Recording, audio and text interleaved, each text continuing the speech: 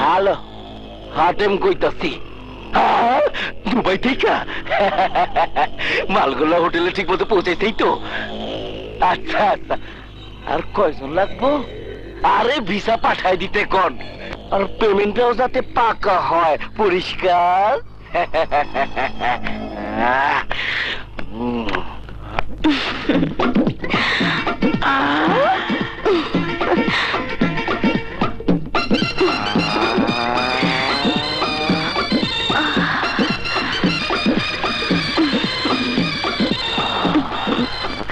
কেমন আছো হাতেম ভাই? চাচার কথার লোকে একদম মিলে গেছে। তোরে দেখতে যা লাগতেছে কনফার্ম বিশ্ব সুন্দরী হইতে পারতি। তুমি একটু বেশি বোঝো হাতেম ভাই। আরে না না, ঠিকই কইতাছি। তাই কথা হইল, যেই দেশে যেই ভাব উঠতে হইয়া নৌকা পাও, পরিষ্কার চালাইয়া যা চালাইয়া যা। তো মাঝে মধ্যে আমার একটু দেখেন যাই। হাতেম ভাই, আমি যখন যেখানে থাকি প্রতি মুহূর্তে তোমাকে স্মরণ করি। সিজার বুকে মাথা রেখে তোমাকে স্বপ্নে দেখি। চল তোরে নিয়ে একটু লোকচক্ষুর অন্তরালে হারাইয়া যাওয়া পুরানো সুর সঙ্গীত আবার শুরু করি। হাতে পুলিশ জিম্মি। এই ছেলে, একটা পত্রিকা দে। এই নেন ভাই, গরম খবর। ভাই পড়েন তো, পুলিশ সম্পর্কে কি লিখছে? হ্যাঁ পড়তাছি। শিল্পপতি জাফর দীর্ঘদিন যাবত অবৈধ ব্যবসা করে আসছে, অথচ এখন পর্যন্ত শত চেষ্টা করেও পুলিশ তার অবৈধ ব্যবসা বন্ধ করতে পারছে না। এমনও তো হতে পারে পুলিশ ডিপার্টমেন্টকে হাত করে জাফর নির্বিঘ্নে তার ব্যবসা চালিয়ে যাচ্ছে। চল না, আজ নয়, এখন যাই। বুড়োটা আবার বাড়িতে এসে না দেখলে দম বন্ধ হয়ে মারা যাবে। ও যা, বুঝের দিকে একটু নজর রাখিস। যা বুঝলি, যা যা। বাই। যা। নিজের তরতাজা জিনিস চাচার হাতে তুইলা দিলাম, মানলাম। চাচা বুইরা সিজারের হাতে তুইলা দিল, তাও মানলাম। শুধুমাত্র বুইরার বিশাল সম্পত্তির দিকে তাকাইয়া। তরে দিয়া আমার সবকিছু পরিষ্কার করুম। কি পরিষ্কার?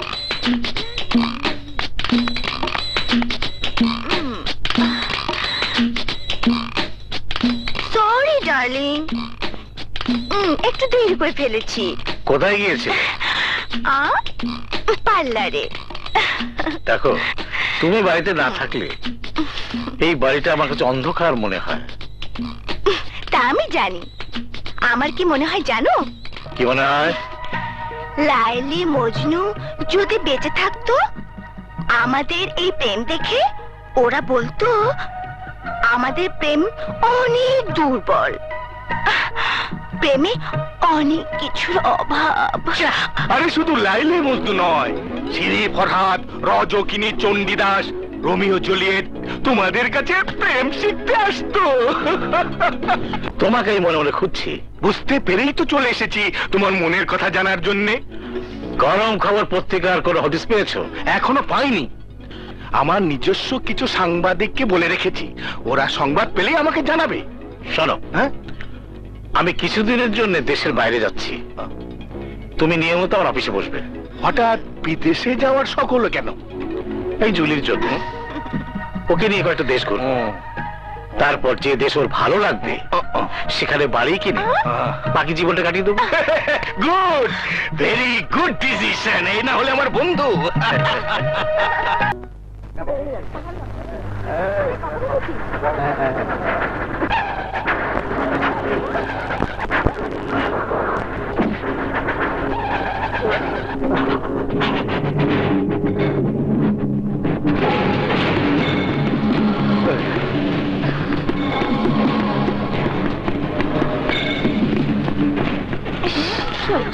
স্কুল, কলেজ, মসজিদ, মাদ্রাসার সামনে যদি রাস্তা থাকে, ওই রাস্তা দিয়ে সমস্ত যানবাহন ধীরে চালানোর জন্য সরকারিভাবে আদেশ দেওয়া আছে।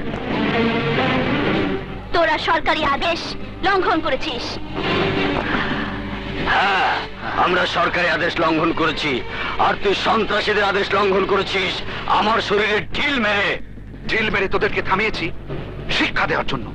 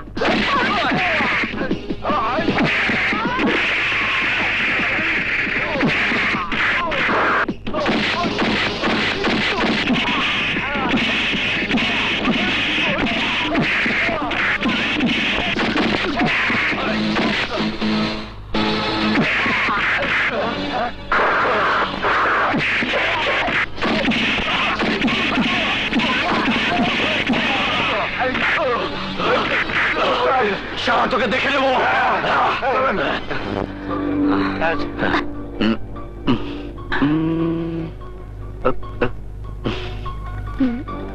তুমি আকাশ ভাইয়া না? ঠিক ধরেছিস। শোন, মার মামা এসেছে, চল বাড়িতে বসে সব শোনা যাবে। কিন্তু ওকে? ও হলো রিয়া। আসসালামু আলাইকুম। ওয়ালাইকুম সালাম।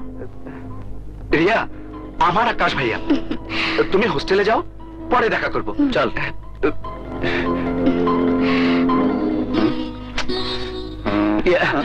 সরি মা, আমার কোনো দোষ নেই। তোমার ফোন পেয়ে ডিউটি বাদ দিয়ে দ্রুত রওনা হই। আসতেই দেখি রবি কলেজের সন্ত্রাসীদের সাথে মারামারি করছে। ব্যাস, দুই ভাই মিলে ধোলাই দিয়ে তাড়িয়ে দিলাম। সে বুঝলাম, কিন্তু তোর এই অবস্থা কেন?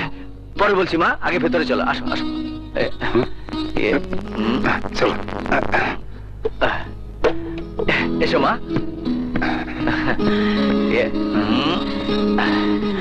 এখানটায় বসো মা।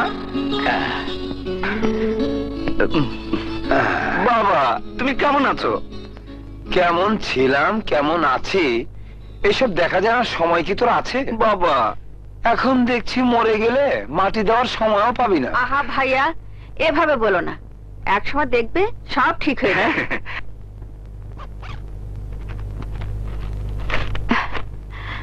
আকাশ, গতকাল এই গরম খবর পত্রিকাটি পেলাম। এখানে জাফর নামের একজনকে অপরাধী করে অনেক কিছু লেখা হয়েছে।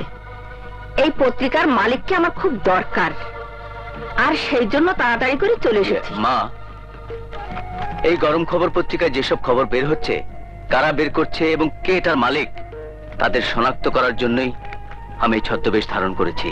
মনের অসুখ হচ্ছে সবচেয়ে বড় অসুখ ডাক্তার সাহেব। ওষুধ কখনো মনের অসুখ ভালো করতে পারে না।